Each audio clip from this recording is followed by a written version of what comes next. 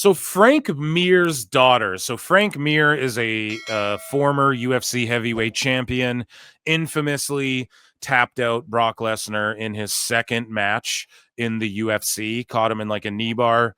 And Brock was very much green at that time, and Frank Mir's jiu-jitsu was on a whole other level. And then Brock fought his way back up to the title, won the title, and fought Mir in a rematch famously at UFC 100, battered the out of Frank Mir. And the two haven't really liked each other ever since. And so Frank Mir's daughter, Bella Mir, who has been training in MMA, wants to fight Brock Lesnar's daughter, Maya Lesnar, to finish their father's trilogy. Now, I'm totally here for that, Eric. Oh, come on now, Eric. We could host it at StarCast. I'm the mortgage guy. You know, dude, that would make money. And that would be an awesome fight. And I don't think Maya trains in wrestling or how to fight or anything like that. So that's the problem, is that Bella has way more of an advantage. But much like Brock versus Mir, the physical attributes of Maya might usurp the years of like being on the mats that Bella has. You guys know what I'm saying? And that's what happened with Brock and Mir as well. Hey, dude, I'd pay money to see this fight. I'm not even joking. This is like neither of them are in WWE or anything, but this is like, oh, hell yeah. I'm that old now. Moving along here, Paul Walter Hauser, MLW posted, Hollywood actor Paul Walter Hauser was on Jimmy Kimmel Live last night to talk about his upcoming films, Fantastic Four and Naked Gun. Dude, this guy's in everything, and he's a great actor. I saw Fantastic Four as well. I didn't tell you guys. Well, if you follow me on Phil Marks Out, you would know that. But I saw Fantastic Four as well. And he was awesome in it. He was funny for the little bit. He was just in it like a little bit, but you can tell that he may have like a role going forward, you know, in some capacity. He's in Naked Gun as well, which I cannot wait for. Paul Walter Hauser, he played Mole Man. Okay. And they had Subterranea. Anyways, though, let's take a look. He's on Jimmy Kimmel talking about his involvement in Major League Wrestling. And he was wearing his like Progress World title or whatever league he wrestles for. I think Progress. He was wearing that title on the blue carpet for Fantastic Four. I tell people I learned something new about you, that not only are you an actor, but apparently you are a pro wrestler. Did you guys know this? Yeah. How did that happen? Did you lose a bet? Like, I'm sorry, the clap was mild. It was they were like maybe. They don't believe me. They don't believe me. I've loved professional wrestling my whole life. I wear it on my sleeve. I love it so much. And these independent wrestling circuits were like, hey, you should come do a show. And then this guy, Court Bauer, was like, you should come wrestle and produce for my company, Major League Wrestling, MLW. So I've been acting and producing and directing segments for them and having the time of my life. That's amazing. So he's working behind the scenes in wrestling for MLW too. And let's be honest, they've been on a solid run. Like, do you have the clip? Did they give you a clip? We actually have a clip. You see it? Look at this. So my buddy O'Shea Jackson Jr. shot this clip and sent it to me. And we put it online so people could see it. Slow-mo. Hey! Oh my gosh! Come on now! That was fun. That's good. I have a one piece like that I also rock. Girl. and guys, that's Fortune Feemster. She's like a comedian. She's in movies.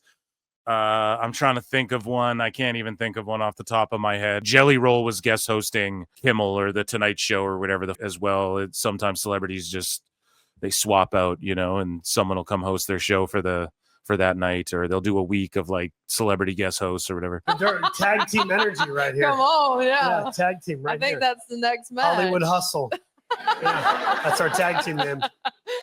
So yeah, I like that Walter Hauser's like taking these indie feds and like blowing them up on this big Hollywood platform, you know? It's not just WWE or AEW. It's you know, we're seeing like MLW get its shine and stuff like that too. So Wrestle Talk posted that at the Orlando Summer International Open 2025. So I think this is the IBJJF Jiu-Jitsu Championships, okay? Corbin, a purple belt, coming in first again. I believe this is his third event we've covered where he's coming first. So a big congratulations to former WWE star Bishop Dyer, Baron Corbin, who won 2 gold medals at the Orlando Summer International Open Jiu-Jitsu Championships. And he's crushing it, man. AJ Lee, or pardon me, speaking of crushing it in the Fantastic Four, UK independent wrestler Charles Crowley has revealed that he helped portray the Thing in Fantastic Four First Steps. So take a look at that. So Richard Scalver said that I can finally announce that after 5 auditions, the last being in front of the director, his accent coach, and his movement coach, I managed to end up in this absolutely epic suit helping portray the Thing in Fantastic Four. For 7 months, I sat in the tent next to the leads and got to pick their brains. I got to do performance passes alongside elite level actors. Elite! I aided the mocap and VFX. I met immensely talented people, and the coolest thing of all is that I got to be a part of a Make-A-Wish, which is something I will truly never forget. Insane experience, learned tons, and to embody the Thing and help bring him to life was an absolute honor. Was real hot in there, though. Yeah. Shout this dude out. What a class act as well. His biggest takeaway was the Make-A-Wish, probably in the Thing suit. That's spectacular. AJ Lee says she misses having a direct connection with wrestling fans every week. It's going to happen like one time. Here's what Mike Johnson from PW Insider. So we can't see. Thursday morning, Las Vegas time, I get a text from a good man, Mike Johnson, PW Insider. And Mike sent me a text. He said, hey, just giving you a heads up.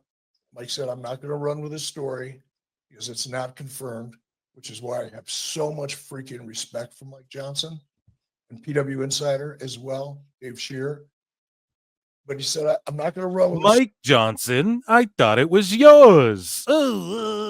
Story, but here's what I'm hearing is going on. Again, I was down at Starbucks waiting for them to open so I could get a cup of coffee, and I get this text.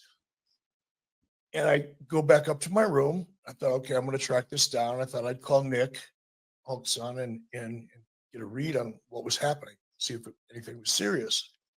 So I put my key card in the room, walked in the room, and of course, I have the television on as background noise, probably 24/7, and it was on Fox News.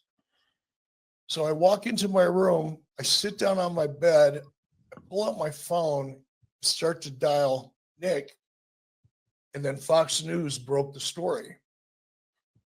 And they used a clip from an interview that Hulk and I did on Fox and Friends. I think it was on May 1st, whatever the date was, a couple weeks ago, a month ago, whatever. And that's how I found out. And from that point forward, I've either been on my phone, on text, or shooting interviews with Chael and Bubba. I got done with that, got home last night, and it's finally now sinking in. But it's surreal, man. It's not just, in my case, losing one of my best friends. That's a big enough deal. But everywhere I look for the last 2 days, it's Hulk Hogan. Yeah, and we had watched the rest of that clip earlier in the show, so make sure you go check that out. Our condolences to, the Hulk Hogan, the Balea family, brother, and the Bischoffs, of course. Sonya Deville says that the Pure Fusion Collective faction name was terrible. It was El Terrible, and who can blame her for thinking that? And our last bit of miscellaneous news, JD listens to Phil Marks Confirmed. So here's him talking about PWT, which I just thought was fantastic. Like Enzo Amore or Andrew Dice Clay. Oh! Mary, quite contrary. From that bush, it's so damn hairy. Oh! See, he's laughing, dude. He loves it. Listen, he brings up PWT. By the way, you guys watch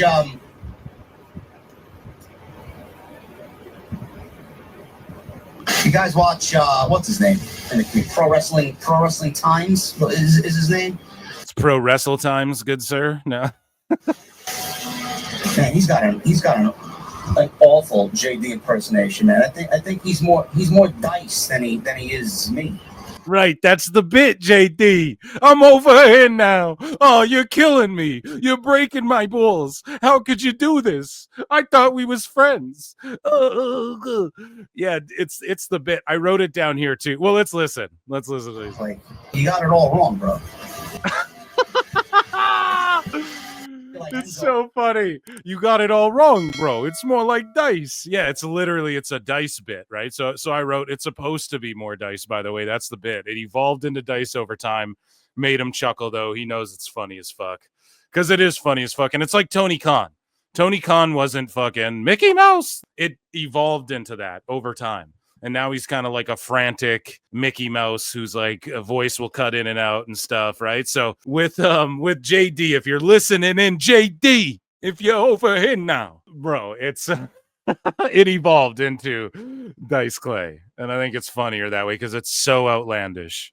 But I could do the fucking, what is it, like a fucking cocktail? Let me ask you. I used to do it that way. So shout you out. Thank you for shouting out my show. I appreciate it. And yeah, I got plenty more where that came from. Ooh, good. We should link up sometime. Make some content. Make some fucking content. Nobody's got fucking content. That's Joey Diaz. Is that a good one? No. Maybe not. And that, ladies and gentlemen, miscellaneous news. Let's play a banjo for TNA news. So Mara Sade, Jakara Jackson showed up on tonight's live episode of TNA Impact.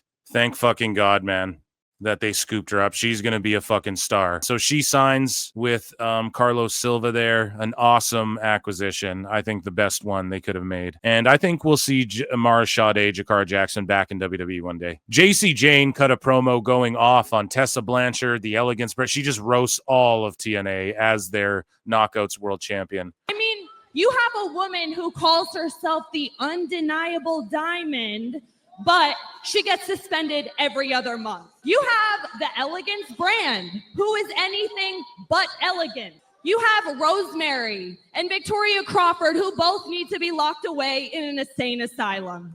Zaya Brookside, who looks like she's more ready for a music festival than she is to compete inside that squared circle. Zaya Lee. Oh, good Lord, Zaya Lee. Zaya Lee, not even calling her like Lee Ying Lee or whatever. Pro tip for you, honey. Please just stick to MMA. And then my favorite, can't forget my favorite, a woman who calls herself the Knockout, but has done nothing of relevancy, especially when I'm the one holding the gold. So not really like an in kayfabe pipe bomb, which is cool. Lena Cross is in TNA, and she's there with Vix Crow. Victoria Crawford. So here's Hulk Hogan's entrance for his last ever match, which occurred at a 2012 TNA house show in Manchester, England. Let's check this out. At the TNA house shows, did they just steal music? Like, would they just play whatever fucking music? Did they care? Oh, that answers my question right there. I was literally thinking, like, would they just play Real American and not give a fuck? Or would they just play the Jimi Hendrix? I'm a voodoo child. Lord knows I'm a voodoo child. Yeah. They go with the Eye of the Tiger.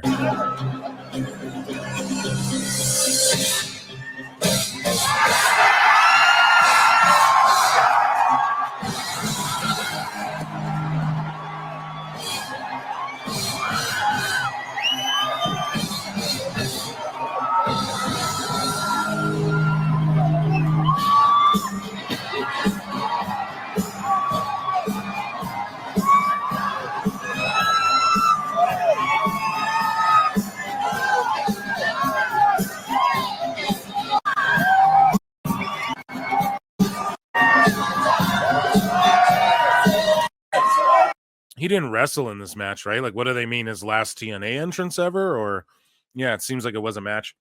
Tessa Blanchard defends Hulk Hogan over racialist remarks after his passing. So she caught a lot of heat for this, much like Chelsea Green, but for a different reason. Tessa said, so I wasn't sure I was going to make this video. Honestly, I kind of went back and forth about it because I know how the internet works. I know how fast people are to jump in with their opinions. to twist stories, to follow trends and act like they know everything about everyone. And then as I was thinking, I was like, screw that. That was even a thought in my head during this time. But you know what? Life's too short. It's too short to stay quiet just to protect yourself from that kind of noise. It's true. To live in that kind of fear. So this video, it's not about going viral. It's not about getting the likes or the retweets. It's really just about respect. RESPECT. Find out what it means to me. RESPECT. Suck it to me, suck it to me, suck it to me, suck it to me. She says in Hulk Hogan, he wasn't just a wrestler. He was wrestling for an entire generation. He brought so many eyes to this business. He made it bigger. He made it brighter. He made it louder. He filled arenas. He got people hooked. He made wrestling feel important to the world outside of professional wrestling. So whether you grew up watching him or not, whether you love him or hate him or fall somewhere in between, if you're a part of this business, you felt his impact. You feel it when the crowd pops. You feel it when you hit the curtain. You feel it in the way this industry even exists the way it does today. She says, now I'm not going to sit here and act like he was perfect. That was Curt Hennig. None of us are, but people love to jump on that, to pick people apart and have their worst day define them for the rest of their lives. That's just it, man. It's a great way to summate it there. And sometimes it's like they forgot the human underneath of it. People are complicated. That includes me. That includes him. Not one of us gets to decide who's good or bad, like everything we hear is automatically fact. That's not how real life works. And if you've ever been misunderstood or judged by people who never really knew you, then you get it. Some people only want to talk about the worst version of someone, and I'm really not interested in that. I'm here to talk about the parts that mattered, the parts that changed lives, the parts that made this business what it is today. You don't have to agree with someone's life or what they've done to appreciate mark they've left behind, and you can honor a legacy even if the story isn't perfect, because none of our stories are perfect unless your name was Curt Hennig. I added that last part. So she says, so to the people turning his death into a trending debate, y'all can miss me with that right now. It's about respect. It's about giving his family space to grieve. It's about remembering that at the end of the day, Hulk Hogan gave his life to this business and he undeniably changed it forever. So rest easy, Hulk. Thank you for everything that you've given us. An impassionate statement there. Slammiversary, they announced TNA Slammiversary Fade to Black, the end. It's just the beginning. A bunch of fucking sickos are like, oh, they're selling to WWE. Well, no, what it is a first of its kind cinematic experience that fuses the rawness of live sports with the emotion and spectacle of professional wrestling. It premieres Monday at 7 p.m. exclusive on TNA Plus. Subscribe here. Let's just take a look at this trailer. And don't snipe me, Anthem. Fuck. Hold down. I'll make it little. There's a moment right after the final bell rings. I think there's like a documentary aspect to this or something. When the noise dies and the silence sets in. No entrance music. No time to waste, no cheap excuses. Just the truth. The ground is shaking, the skies are moving. Your heartbeat. Your regrets. No time for losing. And the weight of what Oh, they're pulling back the curtain. TNA Unreal. you gave. So funny how the show's literally called TNA Unreal and then Meltzer's melting down. Like they literally tell you it's not real, dude. And what you lost. In the name of the show. No. On July 20th at UBS Arena in New York, a statement was made. And when a statement's made in this city, the world listens. Slammiversary wasn't just the biggest night in TNA wrestling history. It was a collective mission to earn back everything this brand has fought for.